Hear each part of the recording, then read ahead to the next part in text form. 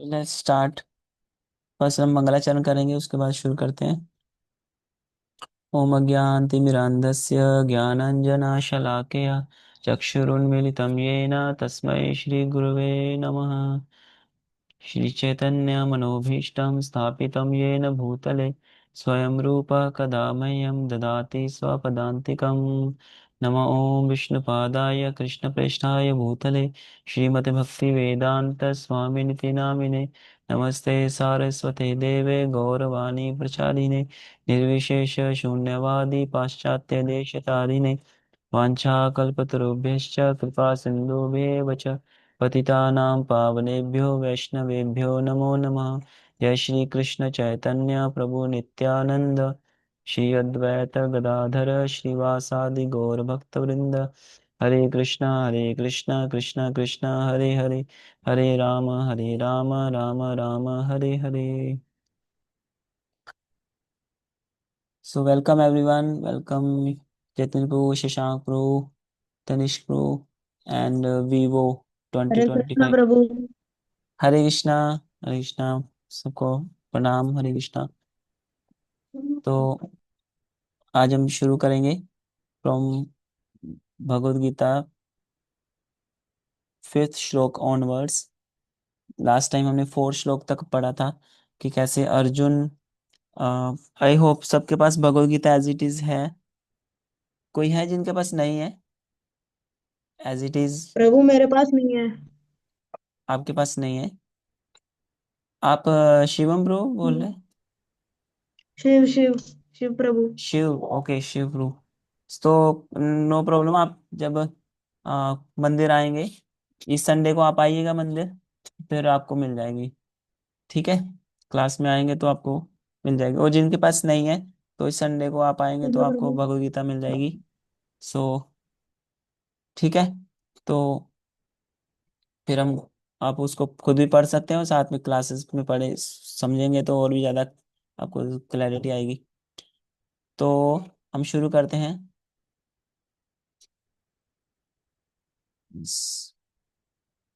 हम्म, तो last time हमने चर्चा की थी कैसे अर्जुन, जो दुर्योधन थे, दुर्योधन अपने जो पिता गुरु हैं द्रोणाचार्य के पास जाते हैं और बोलते हैं कैसे, आप देखिए ये जो धृष्टद्युम्न है आप ही के द्वारा ट्रेंड जो योद्धा हैं, और इनको आपने ट्रेनिंग दी है, तो आप कहीं आपका शिष्य है तो इसको आप इसके साथ युद्ध करने में आप कहीं कोताही मत बरतना, बस सतर्क रहना। और बिकॉज इसको आपका, ही इज ए शत्रु, आपका शत्रु है, तो आप इससे युद्ध अच्छे से करना। ये मत समझना कि आप का शिष्य है और इसको, हाँ मतलब उसके प्रति बहुत ही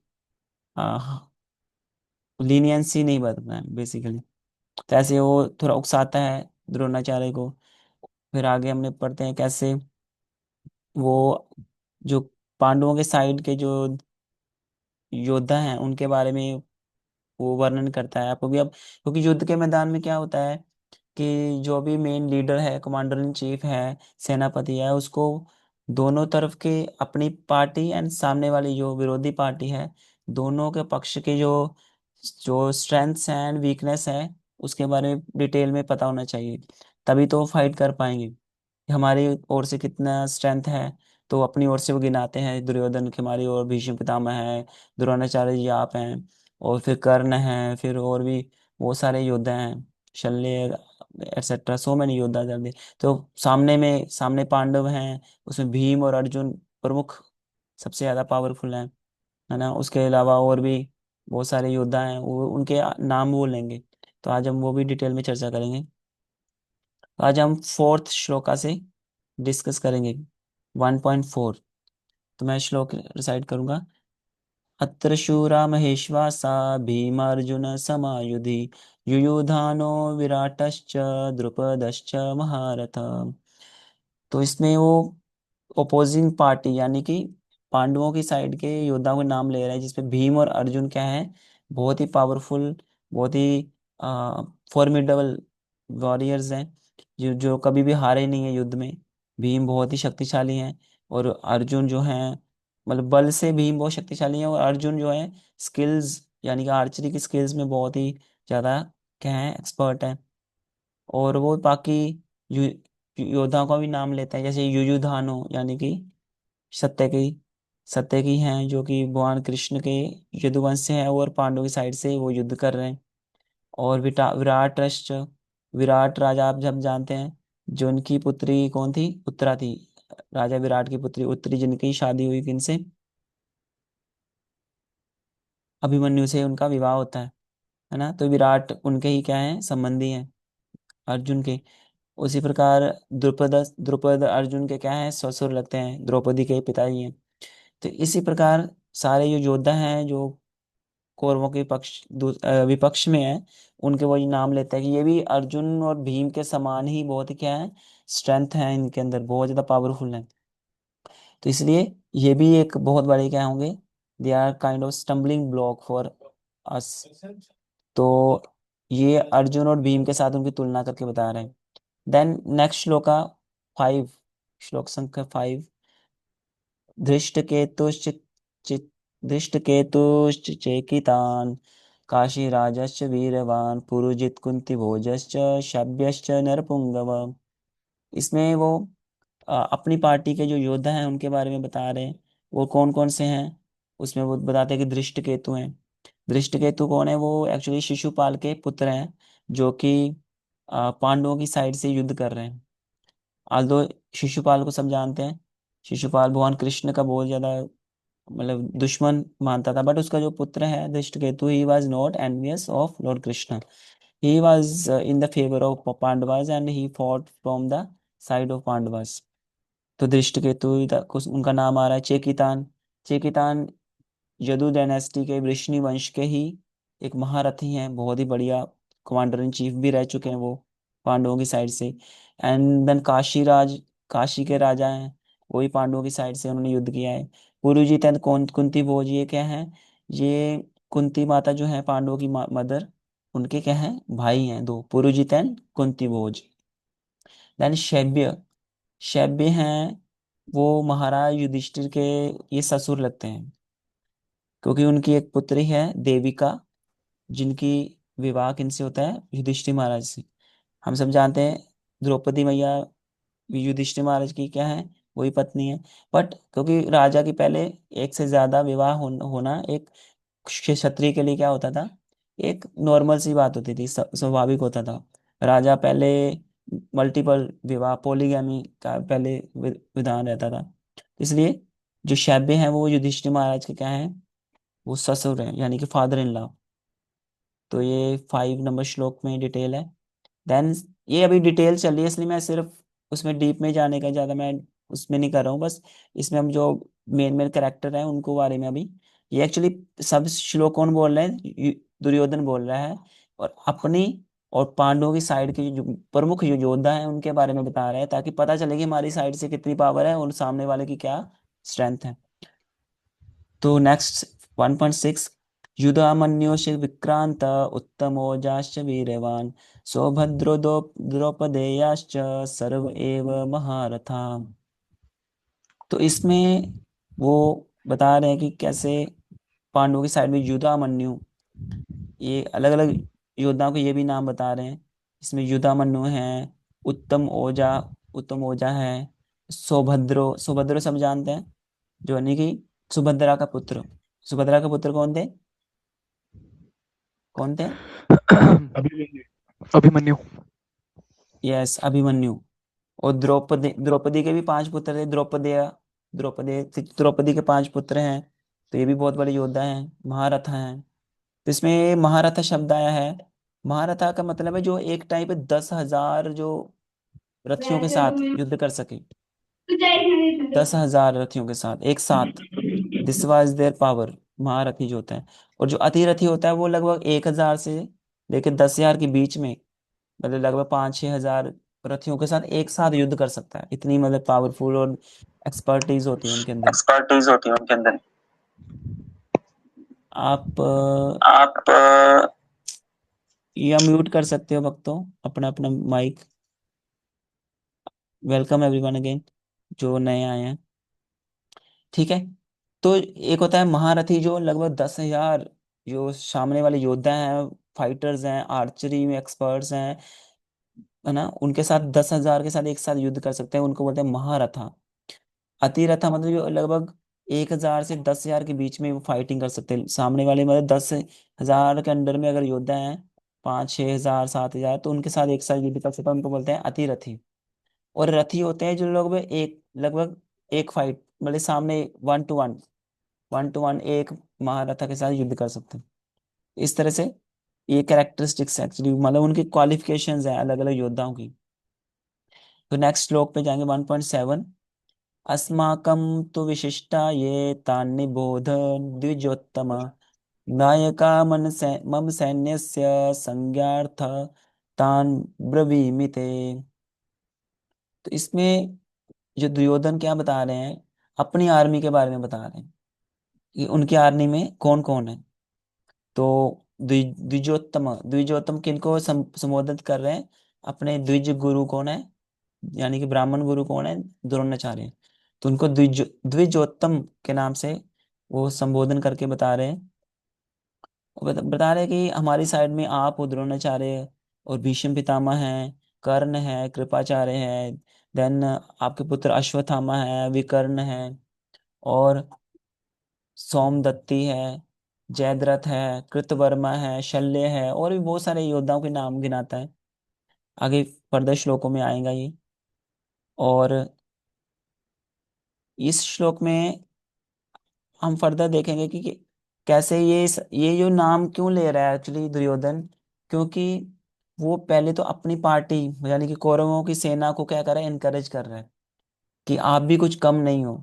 सामने की पार्टी में हो सकता है बड़े बड़े भीम, अर्जुन, और उनके जो विराट के राजा हैं, या जो कुंती भोज, अलग अलग बड़े बड़े योद्धा हैं, बट हमारी साइड में भी कुछ कम नहीं हो।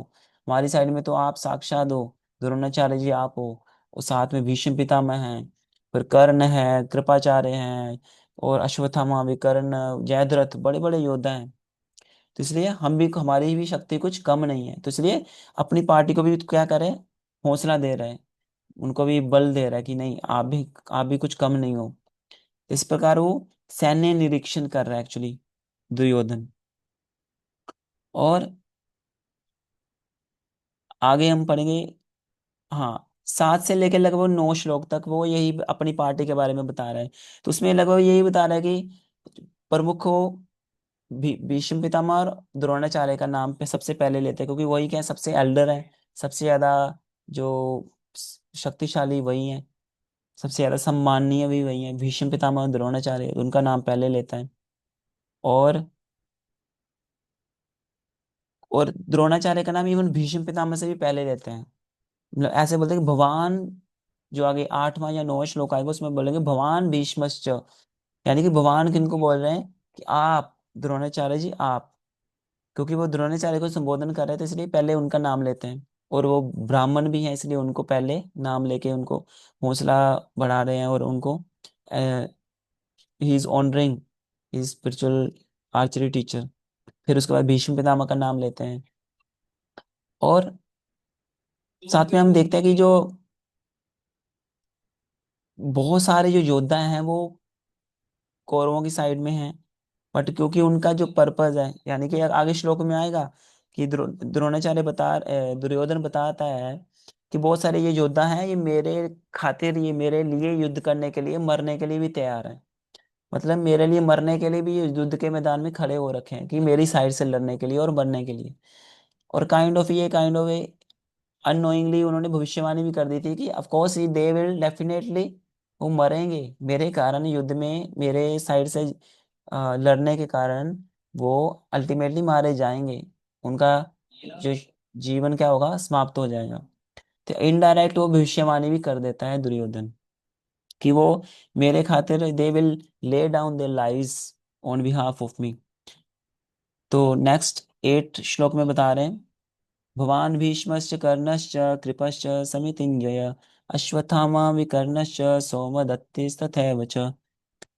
तो इसमें क्या बता रहे हैं, वो ऑफ कोर्स अलग अलग अपने अपनी साइड के भगवान, मतलब द्रोणाचार्य, भीष्म, कर्ण, कृपाचार्य, समितिंज, अश्वत्थामा, विकर्ण, सोमदत्ती, अलग अलग योद्धाओं के, कौरवों की साइड के उनके नाम ले रहे हैं। और बाकी योद्धाओं के भी नाम क्यों ले रहे हैं? ताकि उनको बता रहे कि क्योंकि मैंने तो भीष्म पितामह और द्रोणाचार्य का पहले नाम ले लिया, और बाकी फाइटर्स का नाम लेना भी जरूरी है, ताकि उनको भी ऐसा ना लगे कि हम हमको रिकॉग्नाइज नहीं कर रहा है दुर्योधन। और उनको भी हौसला बढ़ा रहा है, ताकि आप लोग जो भीष्म पितामह और द्रोणाचार्य हैं वो तो फ्रंट में लड़ रहे हैं, बट आप लोग सब मिलकर उनकी क्या करो, उन दोनों की रक्षा करो, उनकी उनको सहयोग करो, क्योंकि मेन फाइटर तो भीष्म पितामह है और द्रोणाचार्य हैं। तो इसलिए उनका नाम भी वो लेता है। तो इसमें एक लाइन आती है कि if you will not fight out of affection for Pandavas then I will still gain victory through Bhishma and others. Actually Dronacharya को टोंट मारते हुए बोल रहे हैं कि देखो, अगर आप फाइट अच्छे से नहीं भी करोगे, कि आपके सामने क्या है, पांडव लोग आपके चहेते हैं, और अर्जुन आपका फेवरेट स्टूडेंट भी रह चुका है, अगर आप अच्छे से हृदय पूर्वक उनसे युद्ध नहीं करोगे उनके खिलाफ, तो भी कोई दिक्कत नहीं, क्योंकि मेरे साथ कौन है, भीष्म पितामह है, वो युद्ध करेंगे। तो इस प्रकार वो एक काइंड ऑफ डिप्लोमेटिक तरीके से जो दुर्योधन क्या कर रहा है, सबको उकसा भी रहा है, और उकसा के उनके अंदर थोड़ा सा क्रोध भी उत्पन्न कर रहा है, ताकि वो अच्छे से युद्ध कर सके, क्योंकि युद्ध करने के लिए क्या चाहिए, क्रोध चाहिए। सामने वाले जो अपोजिंग जो योद्धा है, उनके उनसे युद्ध करने के लिए क्या चाहिए, एक आक्रोश चाहिए, युद्ध मतलब क्रोध चाहिए, इसलिए थोड़ा उकसाने का भी काम कर रहा है दुर्योधन पांडव, भीष्म पितामह और द्रोणाचार्य जी को। और बाकी योद्धा के नाम जैसे 1.9 में बता रहे हैं कि अन्य च बहव शूरा मदर्थे त्यक्त जीविता नाना शस्त्र प्रहरण सर्वे युद्ध विशारदा। इसमें क्या बता रहे हैं कि ये जो योद्धा खड़े हुए हैं, बहुत ही बड़े बड़े योद्धा हैं हमारी साइड में, और ये मेरे प्रति इनका इतना प्रेम है, इतना लगाव है, कि ये मेरे लिए अपना जीवन त्याग करने के लिए भी तैयार हैं, और युद्ध के मैदान में डटे हुए हैं मेरे मेरे लिए युद्ध करने के लिए। तो काइंड ऑफ ये इनडायरेक्ट वही जो मैंने बताया कि भविष्यवाणी कर रहा है दुर्योधन की, अल्टीमेटली ये मारे जाएंगे मेरे बिहाफ पे, क्योंकि ये मेरे बिहाफ पे युद्ध कर रहे हैं। तो देखते हैं कि दुर्योधन बहुत कॉन्फिडेंट दिख रहा है अपनी विजय के प्रति, बहुत ही कॉन्फिडेंट दिख रहा है। इसलिए तो अपने योद्धाओं की, अपने दोस्तों की, जो मित्र हैं, जो मित्र योद्धा हैं, उनकी पावर को रिकॉग्नाइज करने के लिए वो क्या कर रहा है, बहुत ही मतलब उनकी स्ट्रेंथ पे उसको बहुत भरोसा है। और आगे वो कंपेयर भी करता है भीष्म पितामह की शक्ति और सामने वाले भीम भीम की शक्ति, क्योंकि सामने भीम क्या है, बहुत शक्तिशाली है, पर उनकी साइड में भीष्म पितामह बहुत शक्तिशाली, जो कि जिनकी पावर का कोई भी पांडव टिक नहीं सकता है, पूरी पांडवों की सेना भी टिक नहीं सकती।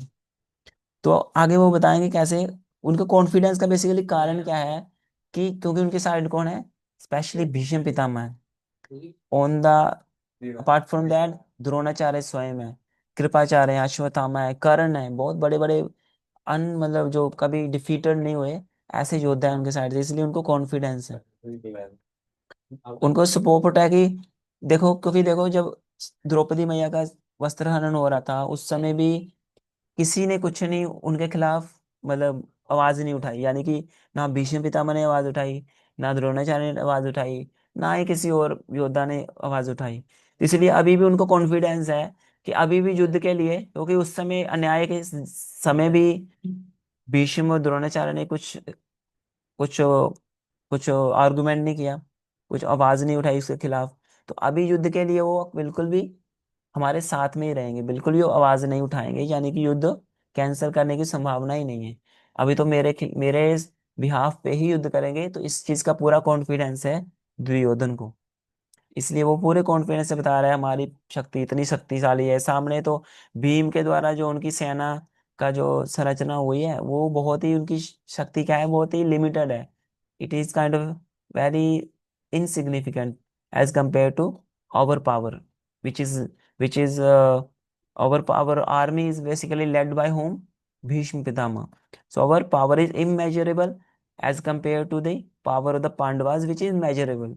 सो ये 1.10 में अर्जुन मतलब भीष्म दुर्योधन बताता है तो ये श्लोक इस प्रकार है, अपर्याप्तम तदस्माकं बलम भीष्माभिरक्षितम, पर्याप्तम त्वद त्वदमेतेषां बलम भीमाभिरक्षितम। इसमें जो शुरू में शब्द आता अपर्याप्तम तस्माकम बलम भीष्माभिरक्षितम, यानी कि भीष्म पितामह के द्वारा जो हमारी सेना की संरक्षण हो रखा है, वो जो पावर है उसका, हमारी सेना का जो बल है भीष्म पितामह की रक्षा के कारण, वो अपर्याप्तम यानी कि इमेजरेबल, मतलब उसकी कोई कल्पना नहीं कर सकता, हमारी पावर इतनी ज्यादा है। बल्कि एज कम्पेयर टू पांडवों की शक्ति, उनके बल के मुकाबले जो कि भीम के द्वारा रक्षित है उनकी सेना, वो पर्याप्त है, यानी कि it is just sufficient, but not so much, मतलब so much great as compare to our power which is led by Bhishma Pitamah. इस प्रकार उनको बहुत कॉन्फिडेंस है दुर्योधन को। और ये इसलिए भी श्लोक बोले हैं ताकि आ, वो भीष्म पितामह ने जो बाकी सेना है उनका कॉन्फिडेंस क्या करे, रेज कर सके, और उनको कॉन्फिडेंस में ले सके। क्योंकि अगर अपनी सेना के महान योद्धाओं को वो प्रशंसा करेगा तो क्या होगा, ऑफ कोर्स फिर योद्धा भी कैसे युद्ध करेंगे, बहुत ही मतलब valiantly, very powerfully, without compromise, वो ऐसे युद्ध करेंगे। इसलिए उनको हौसला देने के लिए भी और बाकी सेना को भी हौसला देने के लिए, हमारी पावर बहुत ज्यादा, टेंशन लेने की जरूरत नहीं है, भीष्म पितामह है, द्रोणाचार्य है, बहुत पावर है, no issue to, no worry. इसलिए वो अपनी सेना की पावर यानी कि भीष्म पितामह की पावर को सामने पांडवों की यानी कि भीम भीम के आगे कंपेयर कर रहा है। वो बता रहा है कि भीम की शक्ति तो कुछ भी नहीं है भीष्म पितामह के आगे, यानी कि हमारी सेना के आगे पांडवों की सेना की कोई, मतलब कोई उसकी कोई टिक ही नहीं सकती। इस प्रकार वो कंपेयर कर रहा है। और क्यों भीम के साथ भी क्यों वो कंपेयर कर रहा है, अर्जुन के साथ क्यों नहीं कर रहा है, या फिर सबसे बड़े तो युधिष्ठिर महाराज उनके साथ कंपेयर क्यों नहीं कर रहा? क्योंकि from the within his heart he is very fearful of Bhim, specifically Bhim, because Bhim is the person who would kill the Duryodhan and whole Kauravas। और वो सबसे एनवियस भी किससे है, भीम से, दुर्योधन, क्योंकि उसको पता है अगर मैं मरूंगा तो किसके हाथों से मरूंगा, भीम के हाथों से। इसलिए वो इसमें 10वें श्लोक में भीम का नाम भी लेता है, क्योंकि उसके मन में अल्टीमेटली वो कॉन्फिडेंस बाहर से तो दिखा रहा है कि हमारे पास बहुत शक्ति है, हमारी सेना में बहुत बड़े योद्धा हैं, बट अंदर ही अंदर से उसको भीम से क्या है, एक काइंड ऑफ एनवियसनेस है, फियरफुल उसका हृदय है, डरता है, ताकि क्योंकि उसको भीम की शक्ति का अंदाजा है, क्योंकि पहले भी भीम के साथ बहुत बार उसने 1-to-1 फाइटिंग करके काफी बार वो चित्त भी हो चुका है। इसलिए उसको पूरा डर भी है एक्चुअली भीम से, इसलिए वो कंपेयर कर रहा है कि भीम, और भीम को नीचा दिखाने के लिए भीष्म पितामह से कंपेयर भी कर रहा है। तो इस प्रकार आगे मैं एक श्लोक और पढ़ूंगा, फिर वाइंड अप करते हैं। 11 नंबर श्लोक का, अयनेषु च सर्वेषु यथा भागम अवस्थिताः भीष्मम् एवाभिरक्षन्तु भवन्तः सर्व एव हि। तो ये 11 है। यस, तो इस 11 एंड 12 में बेसिकली अपनी सेना को एनकरेज कर रहा है दुर्योधन कि आप लोग भी कुछ कम नहीं हो, आप लोग भी भीष्म पितामह एंड द्रोणाचार्य को क्या करो, पीछे से सपोर्ट करो, बिकॉज वो तो फ्रंट में युद्ध करेंगे, आप उनको हेल्प करो, सपोर्ट करो, जहां भी जरूरत है आप उनकी सहायता करो, ताकि बाकी भी नेग्लेक्टेड फील ना करें, बाकी सेना भी क्या फील करे, एनकरेज फील करे, ताकि उनका भी तो रोल है ना, इसलिए उनको भी। तो इससे ये सारी डीलिंग से पता चलता है कि जो दुर्योधन है इज वेरी मच, मतलब diplomatic, he knows how to do things properly. At least जो कूटनीति है युद्ध में डिप्लोमेसी चलती है, इसके मतलब इसके लिए इसके मतलब इस संदर्भ में इज वेरी मच, मतलब गुड इन डिप्लोमेसी। तो ये दुर्योधन का माइंडसेट पता चलता है। और ये भी बता रहा है कि Bhishma Pitamah of course and Dronacharya because वो काफी ओल्ड भी हो गए हैं, इसलिए बाकी योद्धाओं को उनकी हेल्प करने की जरूरत है। आलू उनकी पावर तो बहुत है, बट फिर भी एनकरेज करने के लिए आप उनकी हेल्प भी कीजिए। और जैसे कि मैंने बोला कि क्योंकि पहले भी द्रोणाचार्य एंड भीष्म पितामह ने विरोध नहीं किया था जब द्रौपदी मैया का इंसल्ट हो रहा था, तो उनको अभी भी कॉन्फिडेंस है कि अभी भी ये पीछे नहीं हटेंगे, मेरा साथ देने से पीछे नहीं हटेंगे। और ये भी वो जानते हैं कि, और हाँ ये सब जब सुना तो भीष्म पितामह ने जानते थे कि द्रोणाचार्य को मेरे ऊपर क्या है, कॉन्फिडेंस है। और उसको और कॉन्फिडेंस देने के लिए भीष्म पितामह फिर शंख बजाते हैं, बहुत जोर से शंख बजाते हैं, ताकि दुर्योधन को क्या हो, थोड़ा हर्ष हो, अच्छा लगे उसको। कौन उसका भी, उसको उसको एश्योरेंस देने के लिए, yes I am with you, I will fight on behalf of you, whatever will happen I am always with you.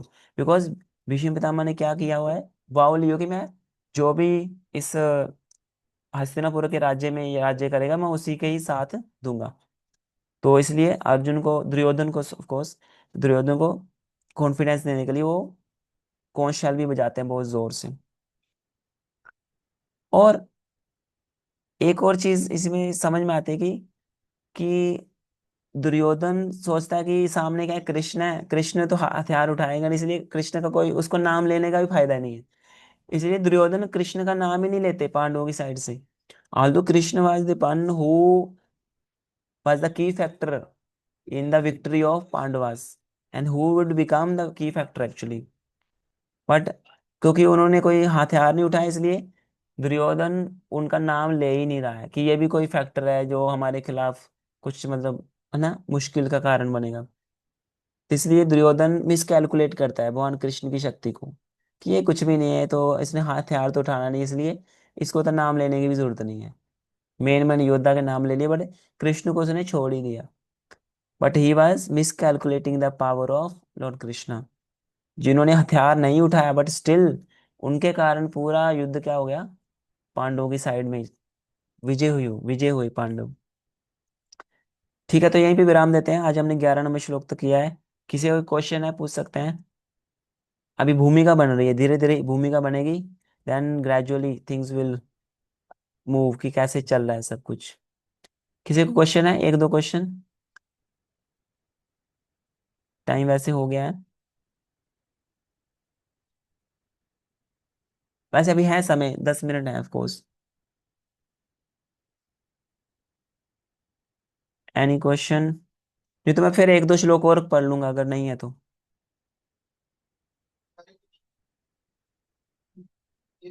ठीक है, तो मैं एक श्लोक और पढ़ता हूँ, एक दो श्लोक, फिर मैं, हाँ मुझे लगा शायद 30 मिनट का, ये तो अभी 40 मिनट का है टोटल, तो मैं एक दो श्लोक और पढ़ सकता हूँ। तो यस, तो ये मैंने कर लिया, बता दिया ना कि कैसे वो कृष्ण और कृष्ण को मिस कैलकुलेट कर रहा है दुर्योधन। बिकॉज वो मटेरियली कैलकुलेट करके देख रहा है ना सारी चीजें, वो यही देख रहा है, क्योंकि इसलिए तो उसने कृष्ण को चूज नहीं किया था। जब नारायणी सेना और कृष्ण के बीच में चूज करने की ऑप्शन थी, तो दुर्योधन ने किसको चूज किया, मतलब ऑफकोर्स अर्जुन ने पहले चूज किया कृष्ण को, और दुर्योधन भी हैप्पी हैप्पी था कि भाई मेरे से क्या मिल गई, नारायणी सेना मिल गई, कृष्ण तो हथियार नहीं उठाएंगे, इसलिए उसको चूज करने का फायदा ही नहीं है। तो इज इतना ओवर कॉन्फिडेंट है कि उसने कृष्ण भगवान का नाम ही नहीं लिया, जिनके कारण सारा युद्ध का तख्ता पलटना था। तो किसी का कोई क्वेश्चन है? चलो मैं, हाँ। और इससे पता चलता है कि दुर्योधन की मेंटालिटी कैसी है actually. Duryodhan is a typical example of a materialistic person who does not take care of God और गॉड्स इंस्ट्रक्शंस, और गॉड को बिल्कुल नेग्लेक्ट कर दिया। जैसे कि कृष्ण को उन्होंने एज ए साइड साइड कर दिया, कि वो कोई फैक्टर एग्जिस्ट ही नहीं करता है। कुरुक्षेत्र के युद्ध में कृष्ण फैक्टर एग्जिस्ट ही नहीं करता। इसीलिए ये एक्चुअली ऐसे ही मटेरियलिस्टिक कोई व्यक्ति है, वो भी भगवान के फैक्टरों को जीवन से निकाल के ही अपना जीवन जीता है। वो सोचता है आई डोंट नीड गॉड, मैं I am self made man, and मैं खुद से जो हूँ अपने बल पे हूँ, और जो मैं बनूंगा अपने बल पे बनूंगा। या गॉड भगवान मुझे उनको शरण लेने की क्या जरूरत है, क्यों मैं आई एम नॉट ए, मतलब कोई मैं कमजोर थोड़ी हूँ कि मुझे भगवान की जरूरत है। तो ये एक जो भौतिकवादी व्यक्ति होता है, मटेरियलिस्टिक व्यक्ति होता है, वो उसकी मेंटेलिटी ऐसी होती है जैसे दुर्योधन की मेंटेलिटी थी। He is always miscalculating the power of God Krishna. So ये एक्चुअली उनका माइंड सेट रहता है। और वो ऐसे मटेरियलिस्ट व्यक्ति सोचता है कि मैं अपने ही हार्ड वर्क से, अपने ही मेहनत से, अपने ही स्किल से, अपने ही इंटेलिजेंस से, अपनी ही सारी शक्ति से मैं अपने जीवन के हर एक जो लक्ष्य को अचीव कर सकता हूँ, उसमें भगवान की मुझे ज़रूरत नहीं है। वो तो भगवान को वर्शिप करना चाहिए, भगवान को भगवान का कुछ उनकी शरण लेनी चाहिए, उस पे वो बिल्कुल भी विश्वास नहीं करता है। और जैसे धृतराष्ट्र क्या थे, ब्लाइंड थे, both physically as well as in consciousness, चेतना के लेवल पे भी स्पिरिचुअली। हरे कृष्णा। यस, आवाज आ रही है? आवाज आ रही है मेरी प्रभु? जी प्रभु, जी हरे प्रभु, कृष्णा। आ रही आ रही है। आ रही है, ठीक है। Thank you. तो मैं क्या कह रहा था कि he was so over confident कि उसने भगवान कृष्ण को क्या किया, रिकॉग्नाइज ही नहीं किया दुर्योधन ने। He was such a kind of person. और ऐसे व्यक्ति जो होते हैं मटेरियलिस्टिक, जैसे धृतराष्ट्र काइंड ऑफ अंधे थे, भगवान को लेके भी उनके मन में ज्यादा श्रद्धा नहीं थी। सिमिलरली दुर्योधन भी ऐसा ही था, उसने भगवान को क्या किया, बिल्कुल भी रिकॉग्नाइज नहीं किया। और ऐसे मटेरियलिस्टिक व्यक्ति ना चीजों को एज इट इज नहीं देख पाता है। देखिए जैसे हम, जैसे एक डिवोटी है, और डिवोटी और मटेरियलिस्टिक व्यक्ति में क्या अंतर है, डिवोटी हर जगह भगवान और भगवान का हाथ देखेगा, चाहे वो उनकी क्रिएशन है, सृष्टि है, सृष्टि में भी भगवान का हाथ देखेगा। इस सृष्टि चल रही है उसमें भगवान का हाथ देखेगा, मेरे जीवन में जो भी घटनाएं हो रही हैं उसमें भगवान का हाथ देखेगा। तो ये भक्त का क्या है, विजन है। बल्कि उसके विपरीत जो मटेरियलिस्टिक व्यक्ति है, भौतिकवादी व्यक्ति है, नास्तिक व्यक्ति है, दुर्योधन जैसा, वो कहीं पर भी भगवान का हाथ नहीं देखेगा। वो देखेगा ये तो मेरे बाएं हाथ की चीज है, ये तो मैं खुद कर सकता हूँ, ये तो मैं खुद कर सकता हूँ, ये योद्धा तो मैं ऐसे ही मार सकता हूँ, ये लोग तो मेरे सपोर्ट में है, उनके पावर की हेल्प लेके मैं इन पांडवों को विजय कर सकता हूँ, विजय प्राप्त कर सकता हूँ। इसलिए ही इज और ऑलवेज और over confident about his power. इसलिए जो दुर्योधन है, वो, उनके लिए भगवान कृष्ण ऐसे ऐसे जैसे कि एग्जिस्ट ही नहीं करते, क्योंकि वो मटेरियली विजन से देख रहा था कि ये युद्ध युद्ध में हथियार नहीं उठाएंगे, इसलिए ये ज्यादा हमारे लिए खतरा नहीं है। पर सबसे बड़ा खतरा कौन था दुर्योधन के लिए, स्वयं भगवान कृष्ण। हाल तो भगवान बाहर से देखने में कोई युद्ध नहीं, उन्होंने हथियार नहीं उठा रहे, है ना, बट स्टिल इनडायरेक्टली कृष्ण ही थे जो सारा युद्ध चला रहे थे। अर्जुन को कौन गाइड कर रहा था युद्ध, तीर मारने के लिए? कृष्ण गाइड कर रहे थे। बाकी योद्धाओं को कौन गाइड कर रहा था? भीम को किसने गाइड किया कि इसने कौरवों को मारना है? कृष्ण ने गाइड किया। तो इस प्रकार कृष्ण की गाइडेंस ही अपने आप में, और उनका प्रेजेंस ही एकमात्र था जिसके कारण पांडवों की विजय हुई, और कौरवों, मतलब सारे कौरवों की क्या हुआ, उनकी पराजय हुई। तो इससे पता चलता है कि God factor is so much very important. इसलिए बोलते हैं कि we should align our life according to supreme God, not being confident about our own material thoughts. हमें अपनी मटेरियल थॉट्स के ऊपर ज़्यादा और ओवर कॉन्फिडेंट नहीं होना चाहिए, बल्कि भगवान के प्लान के अनुसार हमें अपने जीवन को अलाइन करना चाहिए। कई बार हमारे जीवन में ऐसा होता है, बहुत सारी चीज़ें होती हैं जो हमें समझ नहीं आती हैं, तो हम सोचते हैं भगवान ऐसा क्यों कर रहे हैं, पर अल्टीमेटली भगवान की इच्छा क्या होती है, it is for all good, हमारे भले के लिए होती है। तो ये केवल भक्त ही सोच सकता है, बल्कि दुर्योधन जैसे मटेरियलिस्टिक व्यक्ति या ऐसा नहीं सोचते हैं। तो आज हम यहीं पे विराम देंगे, नेक्स्ट क्लास में हम और इसी कंसेप्ट को और चर्चा करेंगे, इसी श्लोक पे 11 तक हमने चर्चा की आज, कि कैसे मटेरियलिस्टिक व्यक्ति का क्या और माइंड सेट होता है, उसको ऊपर और चर्चा करेंगे। इसके बारे में भगवान ने even 16 chapter of Bhagavad Gita में बताया डिटेल में, कि जो आसुरिक प्रवृत्ति का व्यक्ति है उसकी माइंड सेट कैसे काम करता है। तो हम नेक्स्ट क्लास में, I think I will take tomorrow only, next class tomorrow, Tues Thursday है तो कल ही मैं ले लूंगा। तो कल भी आप लोग आइएगा तो वी कैन ज्वाइन, ठीक है? तो किसी का कोई क्वेश्चन है from today's session? We have 4 minutes left. Tanishk प्रभु, शशांक प्रभु, जतिन प्रभु, अमन प्रभु, और शिवम प्रभु, भरत प्रभु, शिव जी, ओजस्वी श्याम प्रभु जी, अंशुल प्रभु। Any question so far from today's session, और any other question from any class?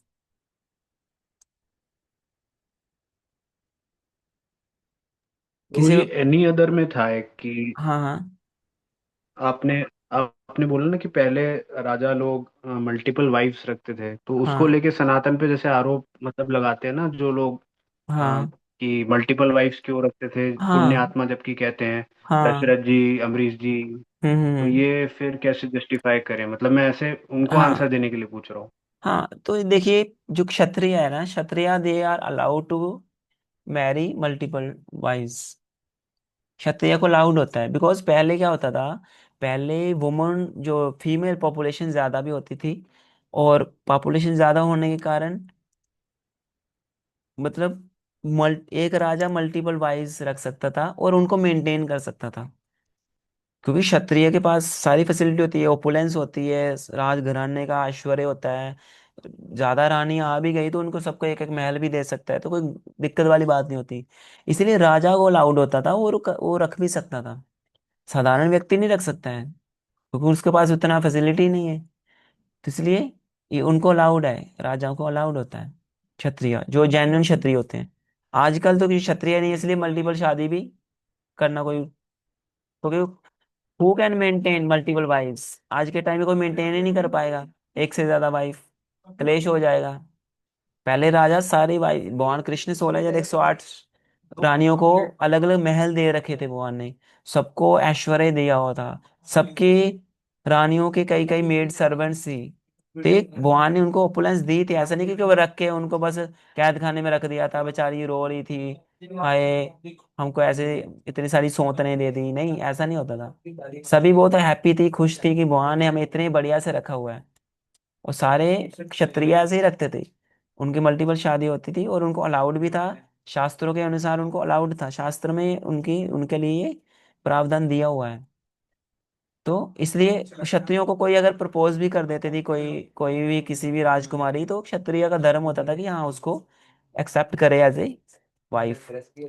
और या क्षत्रिय किसी को जीत के लाता था, तो वो भी खुशी खुशी फिर उनके साथ रहती थी, मतलब एज ए वाइफ। क्योंकि ये उनके लिए शूरवीरता का निशान था। कभी भी शादी करनी होती थी तो युद्ध करते थे पहले लोग। तो युद्ध करके जो विवाह किया जाता था, तो उसको बहुत ही ग्लोरियस माना जाता था, क्योंकि ये पता चलता था कि हाँ ये राजा इतना पावरफुल है, इसने जीत के हमारी लड़की से शादी की, that means he is very powerful. तो अच्छा है, हमारी कन्या इसी के मतलब विवाह करने योग्य है। तो इस तरह से लोग पहले राजाओं दो क्षत्रियों के बीच में युद्ध हुआ करते थे विवाह को लेके। तो पहले अलाउड था। ठीक है। प्रभु जी एक सवाल था। हाँ, अभी समय कम प्रभु है, जी एक मिनट, समय कम है। हाँ। अगर क्वेश्चन है तो मैं दोबारा से लिंक चालू करूंगा, ठीक है? तो आप लोग ज्वाइन कर लेना जिसका भी क्वेश्चन है। नहीं तो अभी हम यहाँ पे विराम देते हैं, ठीक है? तो अभी मैं दोबारा से लिंक भेजूंगा क्वेश्चन आंसर के लिए, तो आप उसको ज्वाइन कर लेना। अभी ना एक खत्म होने वाला है, ठीक है? तो मैं अभी हम्म। जस्ट आपको वो लिंक भेज रहा हूँ।